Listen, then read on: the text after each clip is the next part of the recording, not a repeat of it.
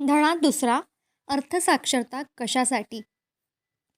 माझा जिवलग मित्र माईक याने 1990मध्ये त्यांच्या डॅडच्या साम्राज्याची सूत्र आपल्या हाती घेतली. आज तो त्यांच्यापेक्षा जास्त चांगल्या पद्धतीने आपला व्यवसाय पुढे नेतो आहे. आम्ही वर्षातून 1-2दा गोल्फ खेळण्यासाठी भेटतो. तो आणि त्याची पत्नी किती श्रीमंत आहेत याची कल्पनाही करता येणार नाही. श्रीमंत डॅडच साम्राज्य अगदी योग्य हाती आहे. त्याच्या डॅडनं आम्हाला ज्या प्रकारे तयार केलं तसंच तो त्याच्या मुलाला तयार करतो आहे. मी वयाच्या 47व्या वर्षी म्हणजे 1994मध्ये निवृत्ती घेतली. माझी पत्नी किम तेव्हा 37 वर्षाची होती. निवृत्तीचा अर्थ काम न करणं असा होत नाही. आधी न समजणाऱ्या अघटित गोष्टीचा अडसर नसेल तर आपण काम करत असो वा नसो, चलनवाढीच्या दराच्या पुढेच राहणारी आपली संपत्ती आपोआप वाढत राहणं अशी आमची निवृत्तीविषयीची वाक्य आहे. मला वाटतं याचाच अर्थ स्वातंत्र्य. आपली मालमत्ता इतकी विशाल हवी की तो आपोआपच वाढावी. हे झाड वाढण्यासारखंच आहे.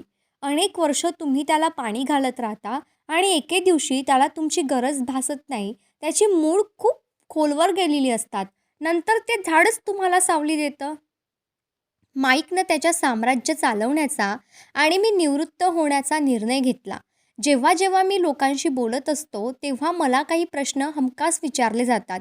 तो म्हणजे त्यांनी काय करावं अशी मी शिफारस करेल किंवा आम्ही सुरुवात कशी करावी त्याविषयीचं एखादं चांगलं पुस्तक आहे का, किंवा आमच्या मुलांना तयार कसं करू, किंवा यशाचं रहस्य काय, किंवा कालावधी डॉलर्स कसे कमावू. हे प्रश्न ऐकले की मला एका बातमीची हमखास आठवण येते.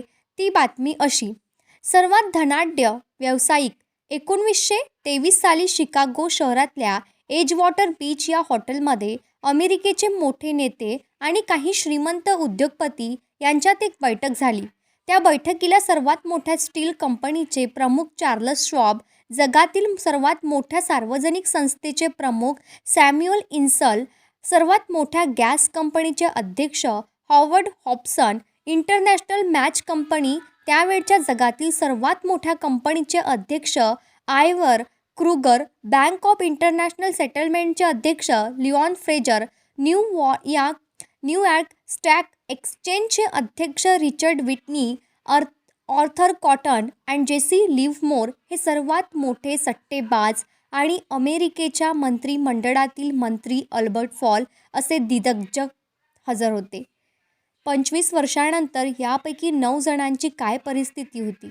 शॉब हे 5 वर्ष कर्जबाजारी होते आणि निर्धन अवस्थेतच मरण पावले. इन्सल देखील परदेशात विपन्नावस्थेत वारले. क्रूगर आणि कॉटन हे देखील विपन्नावस्थेतच वारले. हॉब्सन यांना वेड लागलं. फ्रेझर लिव्हमोर यांनी आत्महत्या केली. या लोकांचं असं का झालं असावं हे कुणालाही सांगता येणं अवघड आहे.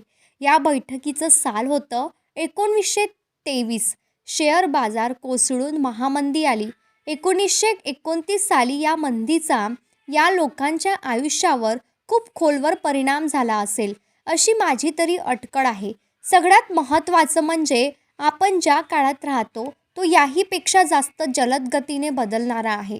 या लोकांनी बाजार कोसळल्यानंतरच्या 25 वर्षात ज्या ज्या परिस्थितीला तोंड दिलं असेल तसे प्रसंग बाजार चढण्याचे आणि धपकन कोसळण्याचे आता कित्येकदा येतील. मला चिंता वाटते की ती आजकाल अनेकांनी सर्वात मोठ्या श्रीमंत संपत्तीला, शिक्षणाला केंद्रस्थानी आणण्याऐवजी पैशाला आणला आहे. माणसं अधिक लवचिक असतील, त्यांची मन मोकळी असतील, त्यांची शिकण्याची तयारी असेल तर ती अधिकाधिक श्रीमंत होत जातील. याउलट पैसाच आपले सारे प्रश्न सोडवेल असा ते विचार करत असतील तर त्यांचा पुढील काळ कठीणच असेल. आपली बुद्धी आणि हुशारीचं प्रश्न सोडवते आणि पैशाची निर्मिती करते. आर्थिक साक्षरता नसेल तर असलेला पैसा तेवढ्याच वेगाने संपून जातो. आपल्याला आयुष्यभरात किती पैसा मिळाला यापेक्षा आपण तो किती साठवला आणि वाढवला याला जास्त महत्त्व आहे. हेच अनेकांना माहिती नाही. आपण गरिबांनी मोठमोठ्या लॉटरी जिंकल्याच्या बातम्या वाचतो. काय होतं त्यानंतर? त्यांना लक्षावधी डॉलर्स मिळतात. ते झटक्यात श्रीमंत होतात.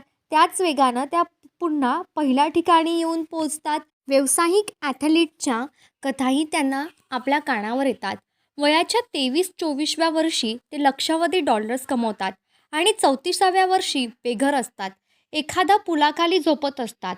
हे लिहित असतानाच आजचं वर्तमानपत्र माझ्यासमोर येत आहे. त्यात एक तरुण बास्केटबॉल खेळाडूची कथा आहे. वर्षभरापूर्वीच तो लखपती होता आणि तो आज गाड्या धुण्याच्या केंद्रावर गाडी धुण्याचीच नोकरी करतो आहे. मित्र, वकील, अकाउंटंटनं आपल्याला लुटलं असं त्यांचं म्हणणं आहे. तो फक्त 29 वर्षाचा आहे. त्या गाड्या धुण्याच्या केंद्रावरून त्याला काढून टाकण्यात आलं आहे. याचं कारण त्यानं बोटातील अंगठी काढण्यास नकार दिला. ती अंगठी त्याला सर्वोत्कृष्ट खेळाडू म्हणून मिळाली होती. आपल्याकडे आता फक्त तीच शिल्लक राहिली आहे आणि तीच काढली तर आपण कोलमडून पडू, असं त्याचं म्हणणं. नोकरीवरून काढून टाकल्याबद्दल तो भेदभावाबद्दल न्यायालयात दावा करणार आहे. या सगळ्या गडबडीमुळे त्याची बातमी वर्तमानपत्रापर्यंत पोहोचली आणि त्यांच्याकडून वाचकापर्यंत. 1997 सालात एका फटक्यात लक्षाधीश झालेल्या कितीतरी जणांना मी ओळखतो आणि 1920 सालचं वादळ पुन्हा एकदा घोंघावू लागल्याचं मी जाणतो. लोक श्रीमंत होत असल्याचा मला आनंद होत असला तरी मी त्यांना पुन्हा पुन्हा तीच सूचना करत होतो आणि करतो. तुम्ही किती मिळवता यापेक्षा तुम्ही किती सांभाळून ठेवता आणि किती पिढ्यांपर्यंत नेता हे महत्त्वाचं आहे. तर मला अनेक जण अनेकदा विचारतात की मी कुठून सुरुवात करू किंवा मी लवकरात लवकर श्रीमंत कसा होऊ. मी त्यांना उत्तरही देतो, पण माझ्या उत्तरामुळे ते निराश होतात. मी त्यांना एवढंच सांगतो की माझ्या श्रीमंत डॅडनं मला सांगितलं होतं की तुम्हाला श्रीमंत व्हायचं असेल तर तुम्ही अर्थसाक्षर असायलाच हवं. आम्ही ज्या वेळी भेटायचो त्या वेळी ते हीच गोष्ट परत परत सांगायचे. माझे उच्च शिक्षित डॅड वाचनावर जोर देत असत, तर श्रीमंत डॅड अर्थसाक्षरतेवर. एक लक्षात घ्या, तुम्ही जर एम्पायर स्टेट बिल्डिंग उभारणार असाल तर तुम्हाला पाया खोलवर खणावा लागेल, त्यात भक्कम फाउंडेशन ओतावं लागेल. तर तुम्ही एखाद्या उपनगरात घर बांधणार असाल तर साधारण 6 इंचाची कॉन्क्रीट स्लॅब पुरेशी होईल. ही खूप सरळ आणि साधी गोष्ट आहे. बहुसंख्य लोक या सरळ आणि साध्या गोष्टीचा अजिबात विचार करत नाही. ते 6 इंचाच्या स्लॅबवर एम्पायर स्टेट बिल्डिंग उभारण्याचा विचार करतात आणि तसा प्रयत्नही करतात. साऱ्या प्रश्नांचं मूळ आपल्या शिक्षण पद्धतीत आहे. आपली शिक्षण व्यवस्था ही शेतीयुगातली आहे. ही शिक्षण पद्धती पायाशिवाय घर या कल्पनेवर विश्वास ठेवते. धुळीने भरलेल्या जमिनी देखील अजून लोकप्रिय आहे. त्यामुळे होतं काय की शिकून पदवीधर होऊन बाहेर पडणारी जी मुलं आर्थिक बाबतीत निरक्षर असतात, काही काळानंतर त्यांच्या लक्षात येतं की आपण कर्जात खोलवर बुडालेले आहोत. त्यामुळे झोप उडते. मुळातच संकुचित विचारसरणी असल्यामुळे या प्रश्नाचं एकच उत्तर त्यांच्यासमोर असतं, ते म्हणजे श्रीमंत होणं. मग ते 6 इंची स्लॅबवर एम्पायर स्टेट बिल्डिंग उभारण्याच्या कामाला लागतात. भराभर मजले चढवत जातात आणि एक दिवस हा पत्त्याचा डोलारा कोसळतो. मग तो पुन्हा एकदा निद्रानाश सुरू होतो. मी आणि माईक मोठे झालो तेव्हा आम्हाला बंगला आणि एम्पायर स्टेट हे दोन्ही पर्याय दिसू शकले, कारण आमचा पाया खूप खोलवरपर्यंत घेतलेला होता. त्यामध्ये फाउंडेशनही भक्कम होतं. अकाउंटिंग हा जगातला सर्वात नीरस विषय आहे. तो अतिशय गोंधळ उडवणाराही असू शकेल, पण तुम्हाला श्रीमंत व्हायचं असेल आणि श्रीमंत दीर्घकाळासाठी हवी असेल तर हाच विषय अतिशय महत्त्वाचा होतो. मुद्दा एवढाच आहे की हा नीरस आणि गोंधळ उडवणारा विषय तुम्ही कसं शिकता आणि मुलांना कशा पद्धतीने शिकवता याचं उत्तर एकच. विषय सोपा करून शिकवा आणि चित्रांची मदत घ्या. श्रीमंत डॅडनं माझा आणि माईकचा आर्थिक पाया अतिशय भक्कम केला. त्यावेळी आम्ही लहान असल्यामुळे त्यांची शिकवण्याची अगदी सोपी पद्धत शोधून काढली. कित्येक वर्ष ते चित्र किंवा शब्दांच्या सहाय्यानं आम्हाला या गोष्टी समजावून देत. पहिली काही वर्ष त्यांनी आम्हाला पैशांची परिभाषा, पैशांची आवक-जावक या गोष्टी साध्या चित्रातून समजावून सांगितल्या. नंतर काही वर्षांनी त्यांनी त्यात आकडे भरायला सुरुवात केली.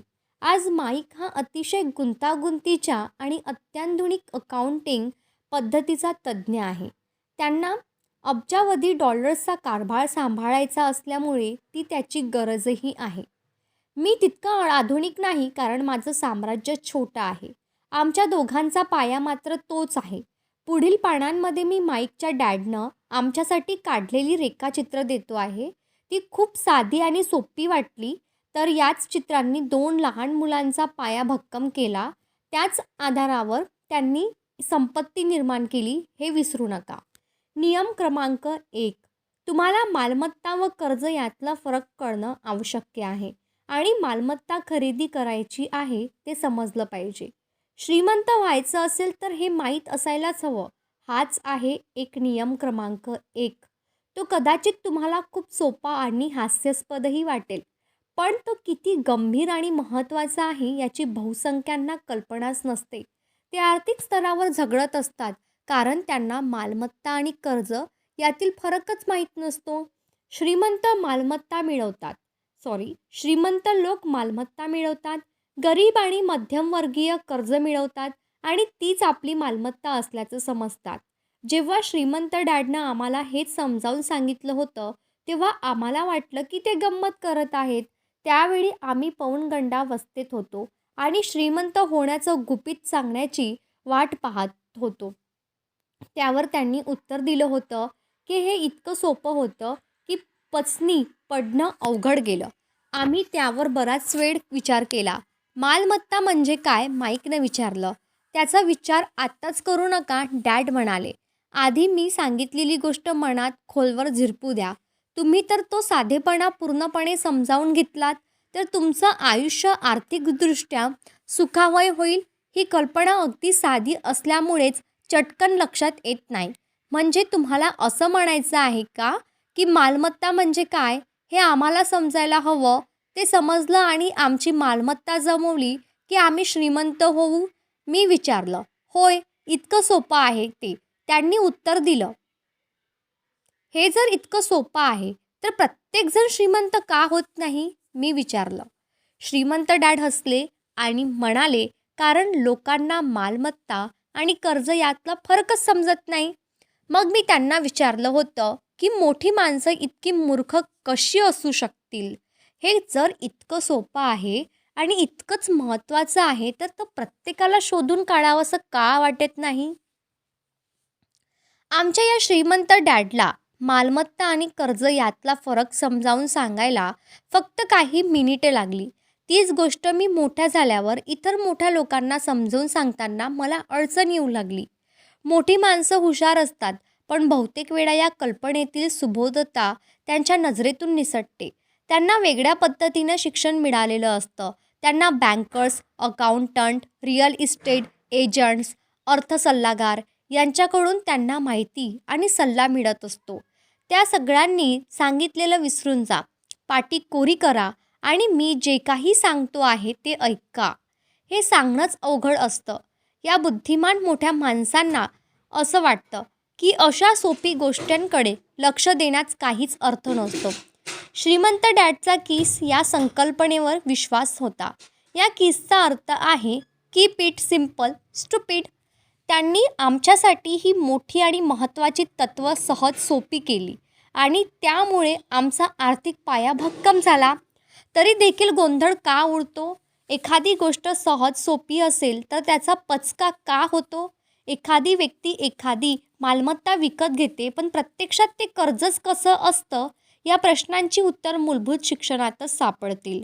आपण कायम साक्षरता याच एका विषयावर बोलतो. अर्थसाक्षरता आपल्या खिसगणितीतच नाही.